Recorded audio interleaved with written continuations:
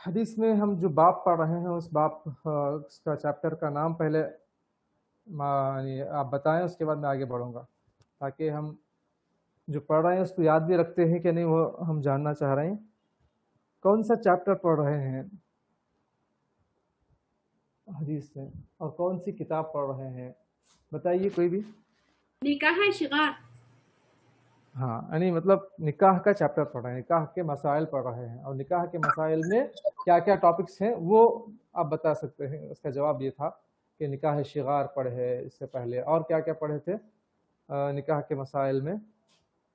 ولایت پڑھے تھے اور ولی۔ ہاں، ولی ولی کا ہونا ضروری ہے اور مہر کا جی بے شک ولی کا ہونا شرط ہے، ضروری ہے مہر کے سلسلے میں، اور اسی طریقے سے خاتون رضامندی۔ کے جی یعنی اور کچھ مسائل پڑھے تھے نکاح کے مسائل میں، جو بھی آپ کو یاد آ رہا بولتے جائیے، ایسا کوئی مسئلہ نہیں ہے۔ تو کافر عورت ہے یا اس کو مومن مرد شادی کرنا چاہتا ہے، ایسا یہ مسائل بھی پڑے تھے۔ جی اور کیا مسائل تھے؟ اللہ کے نبی صلی اللہ علیہ وسلم کی حدیث ہے کہ وہ تین چیزیں دیکھ کے نکاح کرو، چار دینداری، چار دینداری اور ماشاء اللہ اخلاق۔ حسب لوگ نسب، یہودی حسب نسب، یہودی لوگ خوبصورتی کو اور مال و دولت حسب نسب، اور یہ دیکھ کر وہ لوگ شادی کرتے ہیں، تو ہمارے لیے یہ ہے کہ ہم دینداری کو ترجیح دیں۔ بے شک دینداری کو ترجیح دیں کہ اس پر بذات الدین تربت یداک، دیندار خاتون کو ترجیح دو اور تمہارے اس سے حالات آگے بھی بہتر ہو سکتے ہیں۔ اور ایک خالہ بھانجی دونوں بہنوں کا نکاح ممنوع ہے۔ ہاں بے شک، یعنی خالہ بھانجی کا، پھوپھی اور بھتیجی، ہاں، اس طرح سے جو قریبی جو رشتے ہیں ان کا آپس میں، یعنی ایک مرد کو دونوں کو اپنے نکاح میں رکھنا جائز نہیں ہے۔ اسی طرح دونوں سگی بہنیں، ہاں، دونوں سگی بہنوں کا بھی نکاح، بین الاختین ما قد سلف کا جو بے شک ماشاء اللہ صحیح بتایا آپ نے۔ چلیے اس کے بعد ہم آگے بڑھیں گے انشاءاللہ۔ اعلان کرنا چاہیے، ہاں، نکاح کا اعلان کرنا چاہیے، نکاح چھپ چھپ کر نہیں، اعلان کے ساتھ کرنا چاہیے، چند لوگوں کو معلوم ہو جائے تاکہ جو ہے کوئی شک و شبہ میں نہ رہے کہ بھائی یہاں پر جو نکاح نہیں بلکہ جو ہے کچھ اس طریقے سے غلط چیزیں ہوئی ہیں، ایسی بات نہ آئے۔ چلیے اس کے بعد ہم دیکھتے ہیں حدیث اور کیا ہے آج کے سبق میں۔ الحمدللہ مولانا ایک سوال تھا مولانا، خالہ کی بچی سے نکاح کر سکتے ہیں کیا مولانا؟ بالکل کر سکتے ہیں۔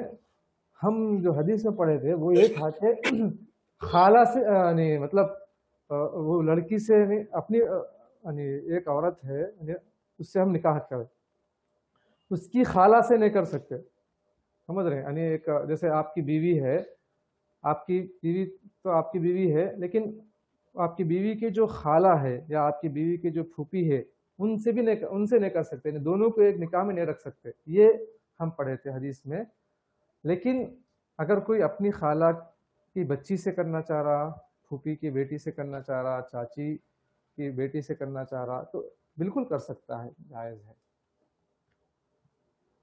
ہاں، اس کے بعد آج کا سبق ہے شرائط کے سلسلے میں، یعنی ایک ٹاپک یہ ہے کہ نکاح کرتے وقت میں کچھ شرائط رکھتے ہیں، لڑکی والے کچھ شرطیں رکھتے ہیں، لڑکے والے کچھ شرطیں رکھتے ہیں، خصوصی طور پر لڑکی والوں کی طرف سے کچھ شرائط ہوتی ہیں، بھائی نکاح کرنے کے بعد ہمارے بچی یہیں رہے گی، مائکے میں رہے گی، سسرال نہیں جائے گی، یا پھر کچھ ایسے ہوتا ہے کہ بھائی شادی کے بعد کچھ وقت مطلب انتظار کر لیں، اور اس طرح کی کچھ تعلیم کا مسئلہ ہوتا ہے، یا پھر کچھ اور یعنی یہ فلاں چیز آپ کو دینا ہے، ایسے کچھ چیزیں ہوتی ہیں، مطلب کچھ شرائط شادی کے وقت میں رکھ لیتے ہیں۔ تو ایسی صورت میں کیا ان شرطوں کو نکاح کے بعد بھی پورا کرنا ضروری ہے یا نہیں ہے، ایک مسئلہ ہے۔ تو حدیث کیا ہے وہ دیکھ کر انشاءاللہ اس کے بعد اس کی کیا تفصیلات ہیں ہم پڑھتے ہیں، کیونکہ سب سے پہلے ہماری بات سے زیادہ اللہ کے رسول صلی اللہ علیہ وسلم کی بات ہے۔ تھوڑا سا مائک آف کر لے تو بہتر ہے. میں تھوڑا سا میوٹ کر دیتا ہوں تاکہ جو ہے ڈسٹرب نہ ہو.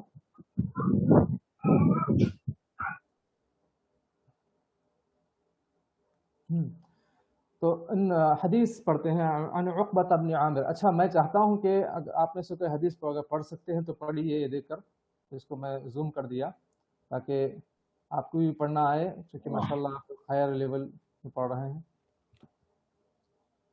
بسم اللہ پڑھیے حدیث. وعن عقبة ابن عامر رضي الله تعالى عنه قال قال رسول الله صلى الله عليه وسلم إن أحق الشروط أن يوفى به ما استحللتم به الفروج.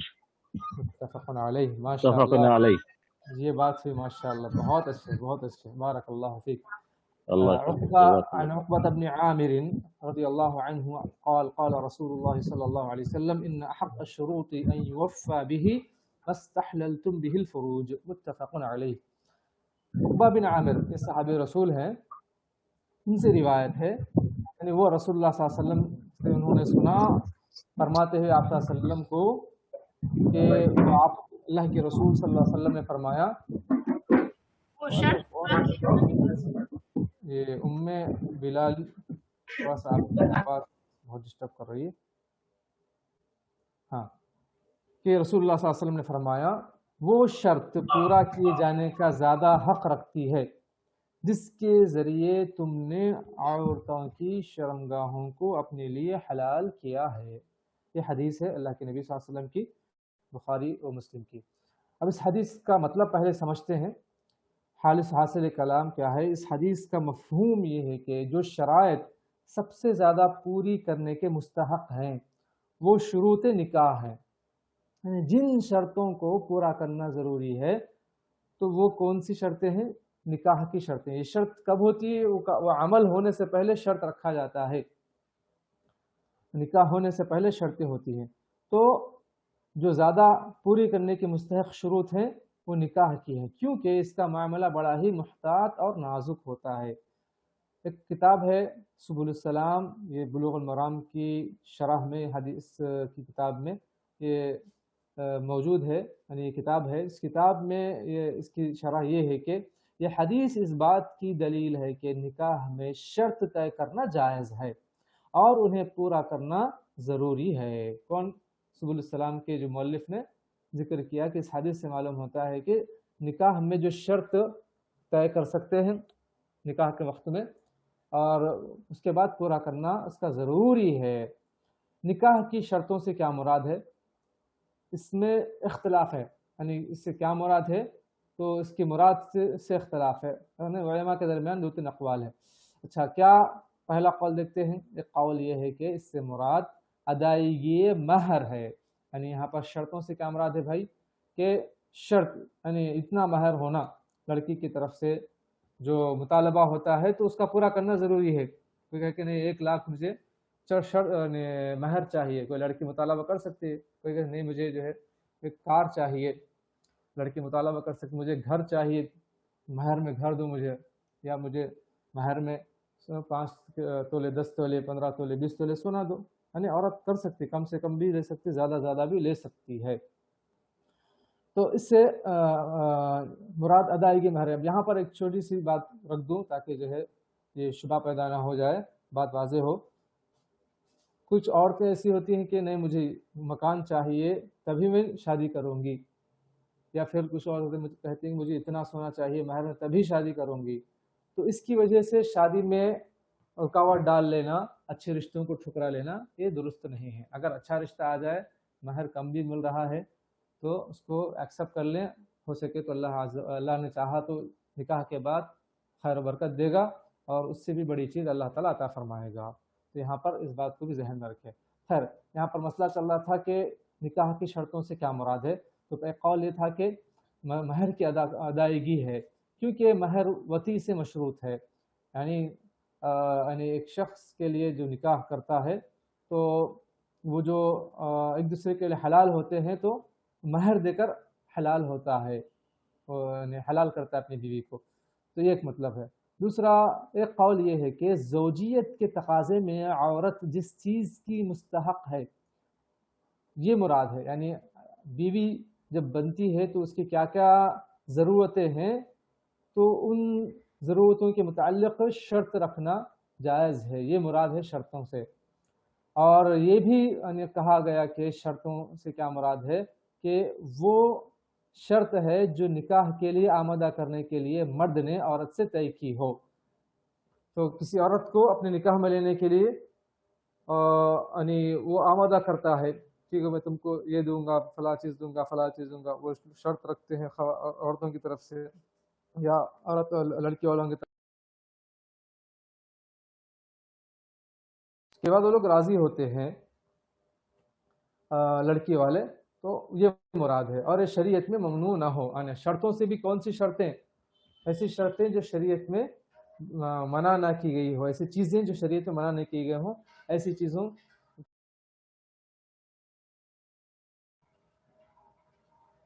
یہاں پر کوئی ڈسٹرب کر رہا ہے فون کر کے، خیر تو ایسے شرطوں سے مراد ہے۔ سیاق کا حدیث کی روح سے یہی آخری رائے زیادہ مناسب معلوم ہوتا ہے۔ اتنی باتیں جو آئیں شرط سے کیا مراد ہے، تو یہاں پر جو آخری جو بات ہے بات یہ کہ وہ شرط جو نکاح کے لیے آمادہ کرنے کے لیے مرد نے عورت سے طے کی ہو اور یہ شریعت میں ممنوع نہ ہو۔ اگر کوئی شرط رکھتی ہے کہ مجھے جو ہے اتنے مہر چاہیے، 20 تولے مہر چاہیے، مہر میں جو ہے سونا چاہیے، وہ کہتا ہے کہ ٹھیک ہے میں دے دوں گا، تو ایسی چیزوں کو پورا کرنا ضروری ہے۔ یا اس طریقے سے جو چیزیں عورت کو آمادہ کرتی ہے نکاح کے لیے، یہ مراد ہے۔ یہ شرطوں کے سلسلے میں ہے، مطلب یہ ہے کہ ہم کو یہ بتایا گیا کہ نکاح کے وقت میں تو نکاح کرنے کے لیے بہت سی چیزیں مان لیتے عورت کی طرف سے، ٹھیک ہے ہم ایسا کریں گے ویسا کریں گے، لیکن جب نکاح ہونے کے بعد مکر جاتے ہیں، مرد حضرات اپنی بیویوں کے ساتھ اچھا سلوک نہیں کرتے ہیں، تو شریعت میں یہ درست نہیں ہے۔ جب تم نے اس سے نکاح کیا کچھ شرطوں کی بنا پر، تو اس کو پورا کرنا ضروری ہے۔ ہاں ایسی شرطیں رکھیں جو شریعت میں جائز نہیں ہے۔ مثال کے طور پر کوئی شرط رکھتے ہیں کہ نکاح تو کر لیں گے لیکن جو ہے ملاقات نہیں کریں گے، مجامعات نہیں کریں گے، تو یہ کہاں کہ درست ہے؟ اسلام میں جو ہے جائز نہیں۔ نکاح کیا جاتا ہے اسی لیے تاکہ اولاد ہو، نسل ہو، میں اضافہ ہو، یہ سب چیزیں ہیں۔ تو ایسی شرطیں اگر کوئی رکھتے ہیں تو ہاں، اگر البتہ کچھ اپنی خاص مجبوری ہے، اس مجبوری کی وجہ سے ایسی چیزوں سے رکتے ہیں تو کوئی بات نہیں ہے۔ اس کے بعد ایک اور حدیث پڑھتے ہیں، ایک اہم مسئلہ ہے متعہ کا مسئلہ۔ متعہ کہاں تک درست ہے؟ متعہ کی تفصیلات آگے آئیں گی۔ یعنی اسلام میں اس کو حرام کر دیا گیا۔ متعہ یعنی کچھ وقت کے لیے ایک لڑکا لڑکی کے یعنی نکاح میں آ جانا، یعنی سمجھو کوئی جو ہے کسی جگہ پر چلا گیا ہے تو 1 سال 2 سال کے لیے نکاح کرتا ہے، اس کے بعد اگریمنٹ کر کے اس کے بعد پھر چھوڑ دیتے ہیں، یا پھر جو ہے 1 دن 2 دن کے لیے نکاح کرتے ہیں پھر چھوڑ دیتے ہیں۔ جیسے شیعہ حضرات کے پاس یہ چیز، ان کے پاس عبادت ہے، نعوذ باللہ، یعنی زنا کو انہوں نے اس طریقے سے جائز قرار دیا کہ گویا کہ ان کے پاس بڑی عبادت ہوگا، اس سے پیدا ہونے والی اولاد بھی بہت مقدس ہے ان کے پاس، نعوذ باللہ من ذالک۔ تو متعہ پہلے اسلام میں جائز تھا، لیکن خیبر کے موقع پر رسول اللہ صلی اللہ علیہ وسلم نے منع کر دیا کہ یعنی وقتی طور پر یا کچھ وقت کے لیے نکاح کر لینا، اس کے بعد پھر جو ہے اپنے مطلب پورے ہونے کے بعد الگ ہو جانا، یہ درست نہیں ہے۔ بلکہ نکاح کے موقع پر یہ نیت ہونا کہ ہم ہمیشہ ساتھ رہیں گے، زندگی کے یعنی پل ایک دوسرے کے ساتھ نبھائیں گے۔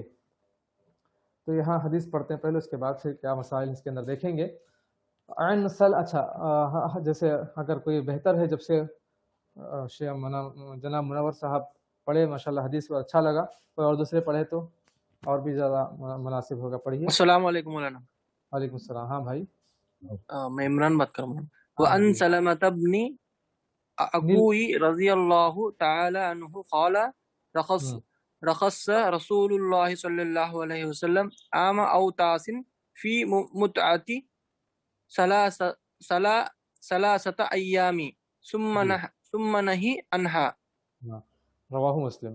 ماشاءاللہ، یعنی اس سے خوشی ہو رہی کہ ماشاءاللہ آپ کو اندر جذبہ ہے آپ پڑھ سکتے ہیں، کوشش کریں تو مطلب کچھ غلطیاں ہوں گی شروعات میں، کوئی مسئلہ نہیں ہے، میں اس کو کریکٹ کروں گا ابھی۔ عن سلمة بن الأكوع رضي الله عنه قال رخص رسول الله صلى الله عليه وسلم عام أوتاس في المتعة 3 أيام ثم نهى عنها، رواہ مسلم۔ حضرت سلمہ بن اکوع رضی اللہ عنہ سے روایت ہے کہ رسول اللہ صلی اللہ علیہ وسلم نے غزوہ اوتاس کے موقع پر 3 روز کے لیے نکاح متعہ کی اجازت دی، پھر اسے منع فرمایا۔ یہ مسلم کی روایت ہے۔ تو اوتاس کی جو جنگ ہوئی تھی اس وقت میں 3 دن کے لیے اجازت دی گئی تھی، اس کے بعد پھر ہمیشہ کے لیے منع کر دیا۔ تشریح ہے عام اوتاس اس کا کب ہوئی، یعنی عام حنین کا دوسرا نام ہے، یعنی حنین کے موقع پر، حنین جو جنگ ہے اس موقع پر۔ اور کب ہوئی؟ یہ فتح مکہ کے سال کا واقعہ ہے، فتح مکہ ہونے کے بعد یہ عام حنین کی جنگ ہوئی۔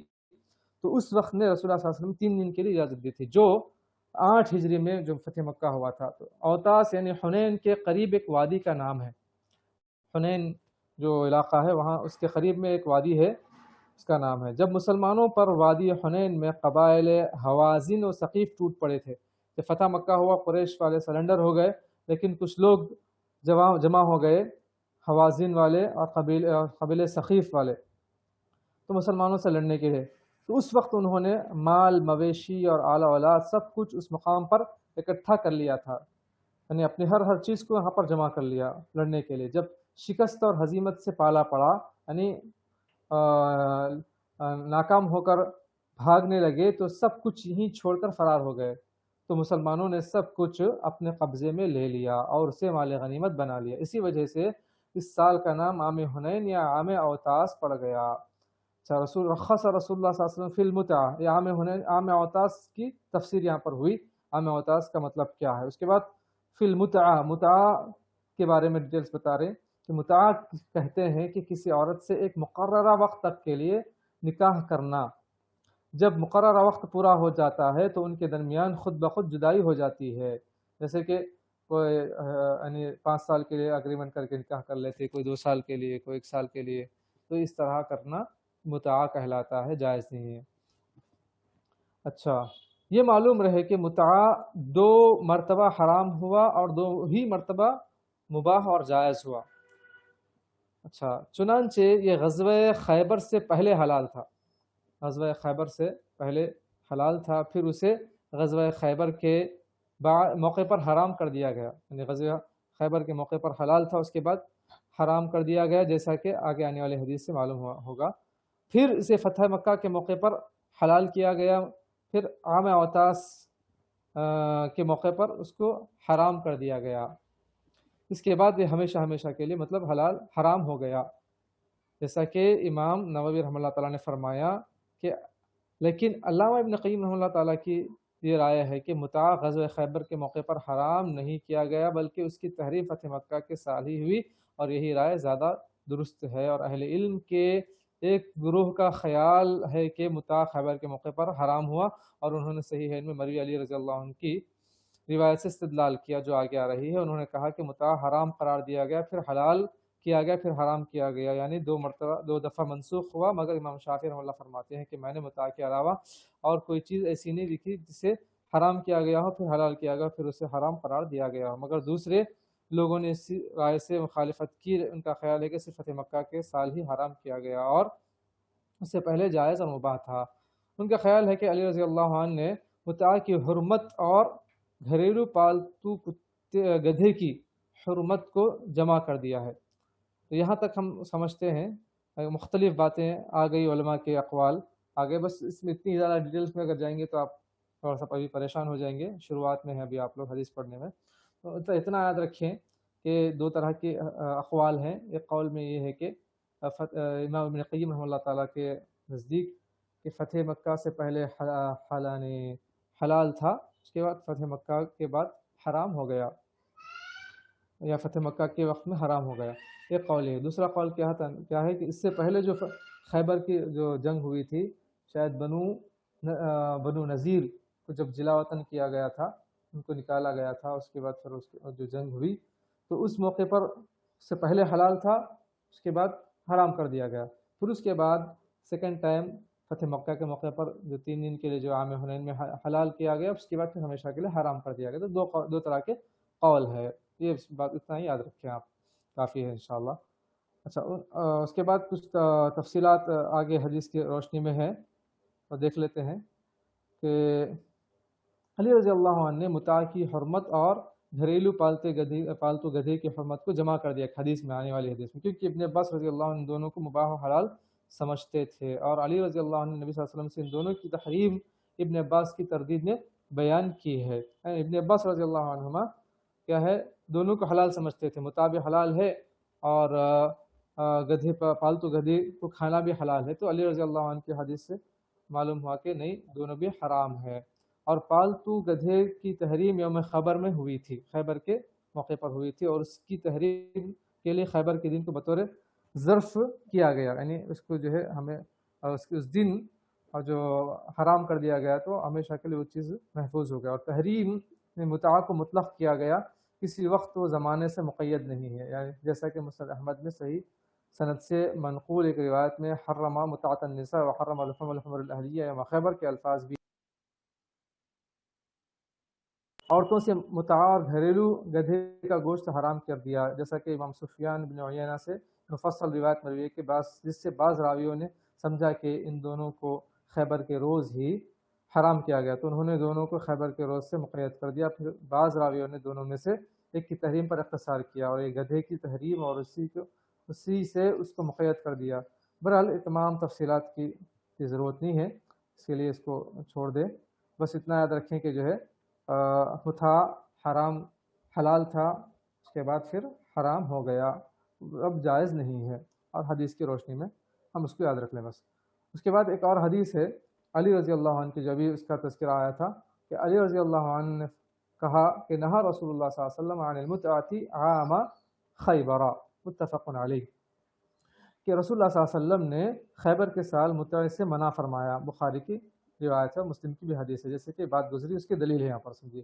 اور انہیں سے ایک مروی حدیث ہے کہ نبی صلی اللہ علیہ وسلم نہا عن متعۃ النساء وعن اکل الحمر الاہلیۃ یوم خیبر، اخرجہ السبع الا ابا داؤد. کہ علی رضی اللہ عنہ سے روایت ہے کہ نبی صلی اللہ علیہ وسلم نے عورتوں سے متع کرنے اور پالتو گدھوں کا گوشت کھانے سے خیبر کے روز منع فرمایا. ابو داؤد کے علاوہ ساتھوں نے اس روایت کو نقل کی. جیسے کہ عبداللہ بن عباس رضی اللہ عنہ کے پاس یہ حلال تھا، ان کے شاید ان کے علم میں بات نہیں تھی، لیکن علی رضی اللہ عنہ نے ان کی یعنی سمجھانے کے لیے ایک بات کو دو باتوں کو ایک ہی حدیث پہ جوڑ دیا. اس کے بعد بس یہاں تک رکھے، انشاءاللہ آگے آنے والی انشاءاللہ کلاس میں اور تفصیلات کچھ ہے تو وضاحت کر لیں گے، کیونکہ 12 بج گئے. تو خلاصہ کلام یہ ہے کہ 2-3 جو حدیثیں ہم پڑھے ہیں اس کے سلسلے میں، یعنی متاع کے سلسلے میں، کہ پہلے حلال تھا، یعنی خیبر کے موقع پر اس کو حرام کیا گیا، اس کے بعد پھر فتح مکہ کے موقع پر یعنی حرام کر دیا گیا تھا، یعنی عام اوطاس میں ان کو حلال کر کے پھر ہمیشہ کے لیے اس کو حرام کر دیا گیا تھا. ایک قول کے مطابق، یعنی امام نووی رحمہ اللہ تعالیٰ کے قول کے مطابق، اور امام ابن قیم رحمہ اللہ تعالیٰ کے قول کے مطابق فتح مکہ سے پہلے حلال تھا، اسی کے موقع پر وہ حرام کر دیا گیا. یہ 2 قول ہے، اور یہ حدیثیں معید ہیں یہاں پر. تو ہم خلاصہ کلام یہ ہے کہ اس طرح کا جو ٹائم کچھ وقت کے لیے نکاح کرنا، اس کے بعد پھر چھوڑ دینا، یہ درست نہیں ہے، جائز نہیں ہے. جو شیعہ حضرات جو کرتے ہیں یہ حرام کام ہے، یہ زنا ہے. زنا کو ایک آفیشیل طریقے سے وہ لوگ جائز سمجھتے ہیں، جائز کرتے ہیں. جو اسلام کسی بھی جو اچھا انسان ہے، اچھے فطرت والا انسان، اس کو پسند نہیں کرتا. اللہ تعالی عالم. انشاءاللہ بقیہ باتیں کچھ اس سلسلے میں آئندہ رکھیں گے. وصلی اللہ وسلم وبارک علی نبینا محمد وعلی آلہ وصحبہ وسلم. کچھ اگر سوال ہے تو کوئی کرنا چاہیں تو کریں، اور جو کوئی لیفٹ ہونا چاہے تو لیفٹ ہو سکتا ہے. کفارہ مجلس پڑھا دیں منور بھائی. اکثر ایک سوال ہے، اکثر لوگ جو ہے مہر نہیں دیتے، تو بعد میں نے دیکھا ہے کہ کسی کے انتقال کے بعد آ کے وہ بیوی کو لوگ بولتے کہ بھائی معاف کر دو، معاف کر دو. جی ہاں، یہ تو کیسا ہے اس کا حساب کتاب؟ تو وہاں پر تو اس کا حساب دینا پڑے گا نا. جی ہاں. اس یعنی آپ کے سوال کا جواب دینے سے پہلے مجھے ایک سوال آیا تھا 2-4 دن پہلے ہی، اسی طریقے کا جی سوال آیا تھا کہ ایک شخص تھے، ان کا انتقال ہو گیا، تو ان کی بیوی باحیات ہے، تو ان کو یعنی اپنی بیوی کو مہر نہیں دیے تھے، مطلب مقرر کر لیے تھے 1100 روپئے، لیکن نہیں دیے تھے۔ پرانے زمانے میں یہی ہوتا تھا، تو جی کیا یعنی مہر کیسا ادا کریں، کیا مسئلہ ہے؟ تو اس سلسلے میں الحمدللہ تفصیلات دیکھنے کو ملی، تو کچھ علماء کے اقوال پڑھنے کو ملے، تو اس میں یہی کہا گیا کہ اگر دیکھیں مہر جو مقرر تھا لیکن نہیں دیا گیا، تو اس کے وراثت کے مال مال میں میں سے سے اس کو، ہاں وراثت کے ہاں مال میں سے اس کو ادا کرے۔ معاف کر لو بولنا جو ہے صحیح نہیں ہے، یہ جو حق تھا وہ حق نہیں دیا گیا ہے۔ ہاں اگر اپنی طرف سے عورت معاف کر دیتی ہے تو یہ اور بات ہے۔ اور آج کل ایک لیٹسٹ طریقے سے لوگ کرتے ہیں، کیا کرتے ہیں، مہر تو دے دیتے ہیں لیکن جو ہے فوراً جو بات ہے نہیں ہوتی۔ واپس لے لیتے۔ بعض لوگوں سے یہاں تک بھی سنا میں کہ مہر دیے سونا، اور جو سونا جو ہے اس کی طرف سے عورت والوں کی طرف سے، جو لڑکی والوں کی طرف سے جو ملتا ہے وہ بھی اور یہ بھی سب لے لیے لا حول ولا قوة نکاح کی الا رات میں، سمجھے۔ تو ایسا بھی کچھ لوگ کرتے ہیں، اللہ تعالیٰ عالم، اللہ باللہ۔ تعالیٰ مگر یہ تو جائز نہیں ہے نا شیخ؟ نہیں، عورت کا حق ہے وہ نہیں یہ مطلب نہیں یہ اس تو طریقے دینا سے ہی ظلم دینا ہے کرنا۔ کسی بھی ہاں صورت میں، تو جی ہاں یہ تو ظلم ہے، یہ تو کرنا ہی نہیں ہے۔ جی اس کے علاوہ بھی جیسا یہ معاف کر دو کا سسٹم ہے، اللہ کے صحیح پاس یہ باقی رہتا ہے نا معاملہ۔ نہیں، اگر جو ہے واقعی، اگر اس کے پاس کوئی مال نہیں ہے ترکے کا کچھ بھی بچا ہوا دینے کے لیے، تب کیا جی کرے ہاں گا؟ اللہ یہ تو کبیرہ بڑا گناہ ہے، ہاں میں وہ پوچھنا چاہ رہا ہاں، بڑا گناہ ہوں ہے، کہ معلوم ہو لوگوں کو۔ یعنی شرک کا درجہ تو نہیں ہے لیکن حرام کام ہے، اس طریقے سے دھوکہ دینا یا جھوٹ بولنا یا ایسی چیزوں میں شامل ہے، اس سے ہمیں بچنا چاہیے۔ ویسے بھی حساب کتاب میں جب تک کہ آگے نہیں بڑھی گی نا، یہ حساب نہیں ہوئے تک نہیں ہوتا، جی ہاں، ایسا کچھ نہیں ہے۔ یعنی قرض کی شکل ہے، سمجھے معنی میں، یعنی اللہ تعالیٰ ہاں قرض کی شکل میں جزاک ہے۔ اللہ خیر۔ تو اس سے تو ایک اور چیز میں کہنا چاہ رہا تھا اسی سلسلے میں، جی جی مہر کے سلسلے میں ابھی سے، وہ یہ تھا کہ یعنی مہر ضروری نہیں ہے کہ اگر آپ زیادہ نہیں دے سکتے کم مہر دو، یعنی اب بہت سے لوگ جی کیا ہے خوشی میں یا پھر جو دکھانے کے لیے بہت بڑا مہر کا نام دے دیتے ہیں، لیکن اس کے بعد پھر وہ بالکل ہی مہر دینے سے رک جاتا۔ ہاں اور ایک بات یہ تھی، ایک صاحب نے کہا کہ مطلب بات چیت میں بیٹھے ہوئے تھے ہم لوگ، تو پوچھ رہے تھے کہ مہر جب لڑکی کو دیا جاتا ہے تو کیا لڑکی اپنا مہر کا پیسہ اپنے لیے استعمال کر سکتی ہے کیا؟ یہ سوال کر رہے تھے، اور یہ بول رہے تھے کہ جو ہے کیا وہ پیسے مطلب نانا یا دادی یا دادا کو دے دینا، جیسے مشہور ہے دادا کو فلاں کو دے دیتے، یا پھر جو ہے اس کو مسجد میں لگا دیتے، مسجد کی تعمیر میں یا پھر کوئی ایسے خیر کے کام میں لگا دیتے، استعمال نہیں کرتے۔ بہت سے یعنی پرانے لوگوں کے ذہن میں یہ چیز ہے کہ مہر کا پیسہ عورت استعمال نہ کرے، بلکہ وہ اپنے دادا دادی کو اس طرح دے دے، یا پھر کوئی قریبوں میں تقسیم کر دے، یا پھر کوئی مسجد وغیرہ کے بنانے میں اس کو لگا دے، استعمال نہ کرے۔ ایسا کوئی مسئلہ نہیں ہے، عورت کا حق ہے وہ چاہے استعمال کرے، چاہے کسی اور کو صدقہ و خیرات کرے۔ کچھ لوگ کیا کرتے ہیں، نہیں دادا دادی کچھ وہ لا کر دینا ضروری سمجھتے ہیں، تو ان کا ذہن یہی تھا کہ جو ہے وہ مہر ہم کو آتا ہے، دادا بول رہے تھے پوتری کی جو ہے کیا بات ہے، اب تو سب دادا خوش ہو جائے گا ایسا بولے۔ جی جی شادی ہوتے پورا لا کے مال میرے ہاتھ میں دے رہے۔ ہاں، تو میں بولا ایسی بات نہیں ہے، ایسا کوئی ویری گڈ، ثبوت نہیں ہے، تو ایسا بھی جو اللہ ہو رہا خیر ہے، کرے، اللہ خیر کرے، اللہ تعالیٰ عالم۔ جزاک اللہ خیر سے، سبحانک اللہ مولانا آپ بول رہے تھے کہ مولانا عورت معاف کرنے سے مطلب مہر معاف ہو جاتا، جیسے مثال کے طور پر عورت جو ہے یعنی مرد تو دینا یعنی مقرر کر دیا ہے یا دے دیا ہے، یا پھر جو ہے مہر معجل ہے، کچھ وقت کے بعد دینے کا وعدہ کرا ہے، لیکن عورت سمجھے کہ جو اس کو اگر معاف کر دی، ٹھیک ہے بولیے آپ، میں آپ دینے کا ارادہ کر لیے، ٹھیک ہے آپ نہیں دے سکے تو کوئی بات نہیں، میں معاف کرتی ہوں، تو الگ بات ہے، یعنی اس کا تو مکمل طریقے سے دینے کا ارادہ ہے، لیکن خود سے اگر آگے بڑھتی ہے تو الگ بات ہے۔ میں سوال اس لیے پوچھ رہا تھا، اگرچہ وہ وعدہ کیا بعد میں اس کا پہلے اس کا انتقال ہو گیا خدا نخواستہ، تو وہ معاف کرنے پہ معافی ہو جاتا ہے کیسے، اس لیے پوچھا ہوں۔ اگر عورت نہیں چاہ رہی ہے، میں معاف کرنا چاہ رہی، تو انشاءاللہ اللہ کی ذات سے امید ہے۔ اچھا لیکن کیا ہے، لیکن زیادہ بہتر یہ ہے کہ اس کے مال وراثت سے اس کو دے کر پہلے کام ادا کر دیں۔ ہاں، اگر اس کے پاس پیسہ ہے تو یہ زیادہ بہتر ہے۔ الحمدللہ۔ بارک چل، اللہ فیکم۔ جزاک السلام اللہ علیکم۔ خیر۔ سبحانک اللہم و بحمدک، اشہد سبحانک ان لا اللہ۔ الہ الا انت، استغفرک و اتوب الیک۔